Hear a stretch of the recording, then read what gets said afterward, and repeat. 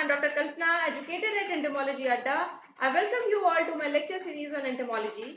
In previous lecture, you learned about insect exoskeleton. Today you will be learning about molting in insect.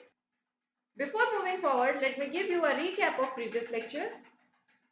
An important reason why insects have been so dominant on Earth is exoskeleton. You already know that. It protects the insect from desiccation and mechanical injuries and also determines the shape and size of the insect. In order to increase the size of the insect, the integument has to be removed periodically and the larger one has to be synthesized. This is called molting. So the proper definition of molting is here. Insects are enclosed in rigid exoskeleton, providing protection from desiccation and mechanical injury. हमारा insect hard exoskeleton के अंदर protected रहता है जो mechanical injuries और water losses से उसको बचाता है और इंसेक्ट की ग्रोथ भी इस एक्सोस्केलेटन की वजह से होती है। कैसे? ये जो आर्मर है ये पीरियोडिकली शेड हो जाता है, ये हट जाता है और नया फॉर्म हो जाता है, यानी ओल्ड जो हमारी स्किन है, ओल्ड एक्सोस्केलेटन हमारा रिमूव होना और नए का फॉर्मेशन होना ही मोल्टिंग है।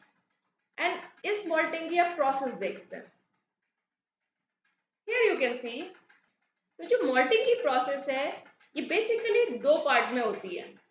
एक पहले बिहेवियरल चेंजेस आते हैं कुछ इंसेक्ट में, उसके बाद कुछ फिजिकल चेंजेस आते हैं। बट ये बिहेवियरल चेंजेस और फिजिकल चेंजेस के बीच में कुछ एंडोक्राइन सिस्टम का भी रोल है। तो इस एंडोक्राइन सिस्टम का रोल क्या है मैं वो पहले बताती हूँ।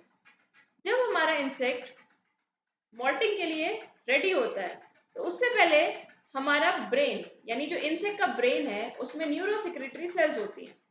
वो न्यूरोसेक्रेटरी सेल्स प्रोथोरेसिकोट्रोपिक हार्मोन को रिलीज करती हैं, यानी जो पीटीटीएच हार्मोन हमारा है इंसेक्ट में एक हार्मोन रिलीज होता है पीटीटीएच प्रोथोरेसिकोट्रोपिक हार्मोन, ये रिलीज होता है इंसेक्ट के ब्रेन से, न्यूरोसेक्रेटरी सेल से।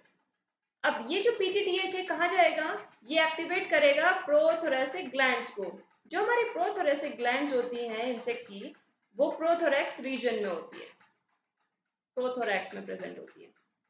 तो जैसे ही ये प्रोथोरेसिक ग्लैंड्स एक्टिवेट हो जाती हैं ये रिलीज करना शुरू करती हैं मोल्टिंग हार्मोन, और ये मोल्टिंग हार्मोन ही रिस्पॉन्सिबल है हमारे फिजिकल चेंजेस के लिए इंसेक्ट में, राइट? तो आप देखते हैं प्रोसेस में होता क्या है। सबसे पहले बिहेवियरल चेंजेस क्या आते हैं? जब इंसेक्ट में मोल्टिंग होने वाली होती है तो लार्वा फीडिंग स्टॉप कर लेता है और इनएक्टिव सा हो जाता है, बट ऑक्सीजन का अपटेक बहुत जल्दी जल्दी करता है और वाटर अपटेक करता है। इस ऑक्सीजन की जल्दी जल्दी अपटेक करने से क्या होगा, जो सर्कुलेशन ऑफ हीमोलिम्फ है वो फास्ट हो जाएगा। जब सर्कुलेशन ऑफ हीमोलिम्फ फास्ट हो जाएगा तो क्या होगा, उसमें कुछ फिजिकल चेंजेस आने शुरू हो जाएंगे और जो फिजिकल चेंजेस शुरू होंगे वो दो स्टेप में होंगे। एक होगा एपोलिसिस और एक होती है एक्डाइसिस, राइट? अब ये पूरे जो मोल्टिंग की प्रोसेस है ये कुछ स्टेप्स में डिवाइड है। अब देखते हैं वो स्टेप्स क्या हैं। हियर यू कैन सी, सबसे पहले हमारा लार्वा फीडिंग स्टॉप कर रहा था, इनएक्टिव हो रहा था, ऑक्सीजन को बहुत जल्दी कंज्यूम कर रहा था। When it is consuming oxygen fastly, तो जो हमारे बॉडी वॉल की जो लेयर्स है, मैंने आपको पहले बताई थी, लास्ट लेक्चर में बताया था, इंसेक्ट बॉडी वॉल में सबसे पहले बेसमेंट मेम्ब्रेन थी, उसके ऊपर हमारी एपिडर्मिस थी, एपिडर्मिस के ऊपर हमारी क्यूटिकल थी। ये मैंने आपको लेयर्स बताई थी,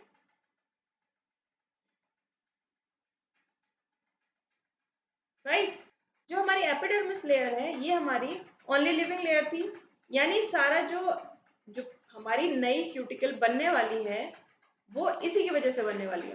तो अब जैसे ही ऑक्सीजन का अपटेक ज़्यादा होने लगेगा तो एपिडर्मल सेल्स जो हमारी हैं, जो ये लिविंग सेल है, लिविंग लेयर है, इसकी जो सेल्स है वो माइटोटिकली डिवाइड होने लगेंगी। जब माइटोटिकली डिवाइड होंगी तो number of cells will be double.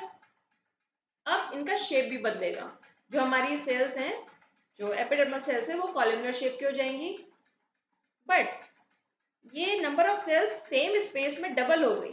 तो इसकी वजह से क्या होगा, टेंशन क्रिएट होगा किसके बीच में? इन दोनों लेयर्स के बीच में, क्यूटिकल के बीच में और एपिडर्मल लेयर के बीच में हमारा टेंशन क्रिएट हुआ।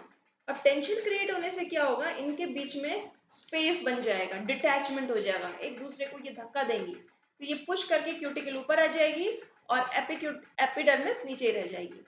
अब क्या है, यही प्रोसेस जो मैंने बोला आपको, ये डिटैचमेंट हो रहा है, इसी को कहते हैं एपोलिसिस, राइट। जो फिजिकल चेंजेस थे, पहला एपोलिसिस बताया था मैंने, that is detachment of cuticle from epidermis, और इसके बीच में सब क्यूटिकुलर स्पेस बन गया, राइट। तो एपिडर्मिस और क्यूटिकल के बीच में जो स्पेस बना उसे कहते हैं सब क्यूटिकुलर स्पेस। अब जो स्पेस है ना, इसमें मोल्टिंग जेल भरता है।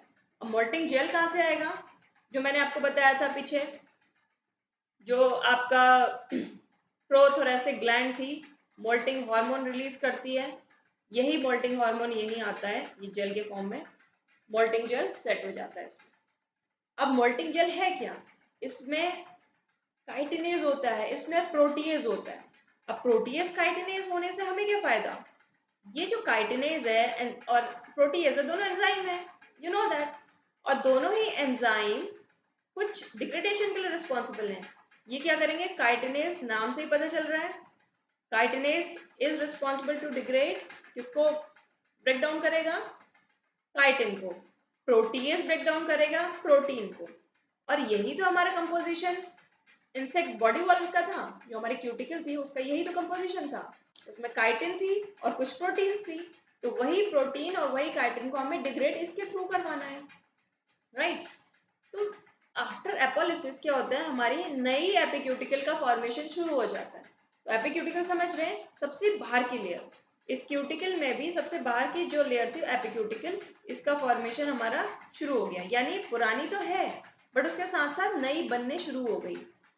फाइन नहीं बनेगी, एक रफ फॉर्म में बन जाएगी, जो बाद में जाके स्क्लेरोटाइज होगी, बट अभी एक लेयर बन गई, ओके। इसके बाद हमारी प्रोक्यूटिकल बनती है। प्रोक्यूटिकल में आपकी क्या होती है, एंडोक्यूटिकल और एक्सोक्यूटिकल, तो ये दोनों लेयर्स आपकी इसके बाद बन गई, एपिक्यूटिकल, उसके बाद हमारी एक्सोक्यूटिकल और एंडोक्यूटिकल नई नई फॉर्म बन हो गई। अब क्या होता है, जो हमारे ये मोल्टिंग जेल था जिसमें काइटिन था और प्रोटीएज था, ये क्या करेगा, हमारी एंडोक्यूटिकल को, यानी जो सबसे अंदर की लेयर थी हमारी एंडोक्यूटिकल, उसको ये डाइजेस्ट कर लेगा, ठीक, डाइजेस्ट कर लिया और एब्जॉर्ब कर लेगा जो मोल्टिंग फ्लूइड्स है, राइट। जो स्किन है उसकी एंडोक्यूटिकल है, उसके सारे काइटिन और प्रोटीन्स को डाइजेस्ट कर गया, और जो फ्लूइड बचा हुआ है उसको एब्जॉर्ब कर लिया, राइट। अब इसके बाद क्या बचा हमारे पास, एंडोक्यूटिकल हमारी जा चुकी है, हमारे पास बची है आपकी पुरानी एक्सोक्यूटिकल एंड एपिक्यूटिकल, और नई लेयर्स बची हुई है, राइट। तो इनको अब क्या करना है, सही जगह पे लाना है और पुराने वाले को हटाना है। एक लेयर ऑलरेडी हट चुकी है, साथ साथ में क्या होता है, जो नई वाली जो लेयर बनी है उसमें वैक्स और सीमेंट लेयर, जो हमारी एपिक्यूटिकल बनी थी उसके ऊपर वैक्स लेयर और सीमेंट लेयर डिपॉजिट होना शुरू हो गया। इसके बाद क्या होता है, हमारी wax layer cement layer deposit होना शुरू हो गई थी। अब क्या हो रहा है, जो हमारी एक्सोक्यूटिकल बची हुई थी और एपिक्यूटिकल बची हुई थी, इसको हटाना है, पुरानी वाली जो हमारी, इनको रिमूव करना है, इसी को कहते हैं एक्डायसिस। अब क्या है, जो पुरानी वाली नई वाली से रप्चर होके हटेगी, ये जो आपको दिख रहा है ना, ये इसने अपना रिमूव कर दिया है, यही है, this is old exocuticle and epicuticle, right, इसी को रिमूव करना है। तो ये पुरानी एक पॉइंट से रप्चर होके, एक पॉइंट से रप्चर हुई, और ये रप्चर होके ड्यू टू पेरास्टैटिक मूवमेंट, बॉडी में पेरास्टैटिक मूवमेंट होता है, और ऑलरेडी ल्यूब्रिकेंट के लिए मोल्टिंग फ्लूइड है ही, तो इनके बीच में ल्यूब्रिकेंट प्रॉपर्टी भी है और पेरास्टालसिस मूवमेंट भी हो रहा है, शिफ्ट होके ये बॉडी से अलग हो जाएगी, दिस इज कॉल्ड, ये जो हट गई, एक्डायसिस, राइट। तो रिमूवल ऑफ एक्सो एंड एपिक्यूटिकल हमारा हो गया।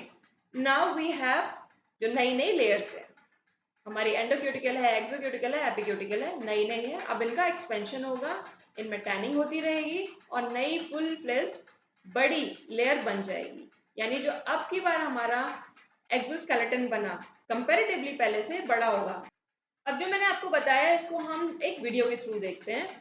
In this video you can सी, मैंने ऑलरेडी लेबल कर रखा है यहाँ पे, इसमें आपको बेसमेंट मेम्ब्रेन दिख रही है, एपिडर्मल लेयर दिख रही है, एंडोक्यूटिकल दिख रही है, एक्सोक्यूटिकल दिख रही है, एपिक्यूटिकल दिख रही है।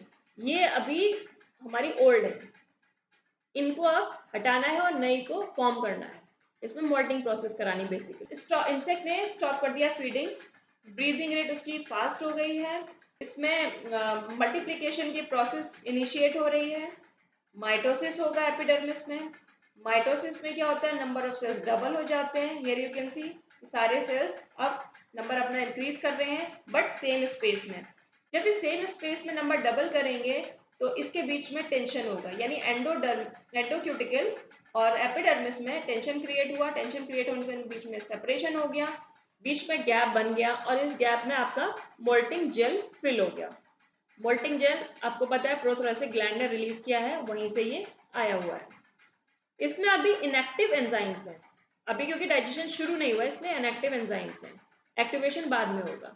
अब क्या है, हमारी तब तक जो नई लेयर्स है यानी नई एपिक्यूटिकल है वो फॉर्म हो जाएगी, एक्सोक्यूटिकल फॉर्म हो जाएगी, और एंडोक्यूटिकल एक रफ फॉर्म में बनना शुरू हो जाएगी। अब उसके बाद क्या है, हमारी जो पुरानी वाली है उसको डाइजेस्ट करने के लिए हमारे मोल्टिंग एंजाइम्स एक्टिवेट हुए और एंडोक्यूटिकल की काइटिन को और प्रोटीन को डाइजेस्ट कर दिया, क्योंकि काइटिनेस और प्रोटीनेस प्रेजेंट थे। जैसे ही डाइजेशन हुआ, अब हमारी जो रफ फॉर्म में बनी हुई थी वो अब प्रॉपर तरीके से बनना शुरू हो जाएंगी, और पुरानी वाली को अब शेड होना है। अब इसके बीच में ओल्ड एंडोक्यूटिकल का डाइजेशन हो चुका है, नई वाली लेयर्स फॉर्म हो चुकी हैं।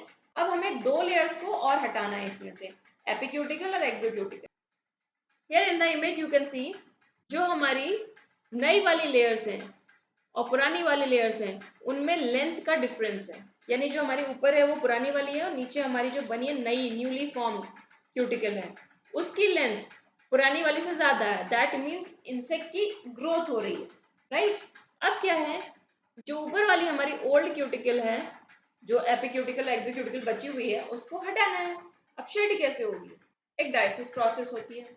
एक डायसिस में मैंने आपको बताया था वो रप्चर होगी और पेरास्टालसिस मूवमेंट से शिफ्ट होके हट जाएगी इंसेक्ट की बॉडी से। अब बचा हमारे पास सारी नई लेयर्स। जो स्क्लेरोटाइजेशन प्रोसेस है वो बर्सिक्यूल हार्मोन की हेल्प से होता है, वो मैं आपको जब एंडोक्राइन वाला पार्ट आएगा तब मैं फिर से आपको बताऊंगी, राइट। तो इस तरह हमारी नई लेयर्स फॉर्म हो गई, उनमें अब ग्रोथ होगी एंड इंसेक्ट की जो नई इंसेक्ट की नई क्यूटिकल फॉर्म हो गई। I hope you understood this lecture, and please subscribe to my channel for more videos like this. Thank you.